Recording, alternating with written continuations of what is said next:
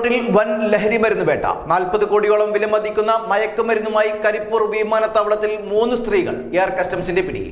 ഇന്നലെ രാത്രി 11:45 തായ്ലൻഡിൽ നിന്നും വന്ന എയർ ഏഷ്യ AK-33 നമ്പർ വിമാനത്തിൽ കോഴിക്കോട് ഇറങ്ങിയ ചെന്നൈ സ്വദേശിനി 40 വയസ്സുള്ള റാബിയത്ത് സൈദു സൈനുദ്ദീൻ, കോയമ്പത്തൂർ സ്വദേശിനി 40 വയസ്സുള്ള കവിത രാജേഷ് കുമാർ, തൃശൂർ സ്വദേശിനി 39 വയസ്സുള്ള സിമി ബാലകൃഷ്ണൻ എന്നിവരെയാണ് air customs air intelligence unit ഉദ്യോഗസ്ഥർ പിടികൂടിയത്. 34 കിലോ ഹൈബ്രിഡ് കഞ്ചാവും കൂടാതെ തായ്ലൻഡ് നിർമ്മിത 15 കിലോയോളം തൂക്കം വരുന്ന ചോക്ലേറ്റ്, കേക്ക്, ക്രീം ബിസ്ക്കറ്റ് എന്നിവയിൽ കലർത്തിയ രാസലഹരിയും ഇവരിൽ നിന്നും പിടികൂടി. കസ്റ്റംസ് എയർ ഇന്റലിജൻസ് യൂണിറ്റിന് ലഭിച്ച രഹസ്യ വിവരത്തെ തുടർന്നാണ് കസ്റ്റംസ് ഈ സ്ത്രീ യാത്രക്കാരെ പിടികൂടി ചോദ്യം ചെയ്തത്. ഇവർ തായ്ലൻഡിൽ നിന്നും കോലാലംപൂർ വഴിയാണ് കോഴിക്കോട് ഇറങ്ങിയത്. ന്യൂസ് 99 മലപ്പുറം.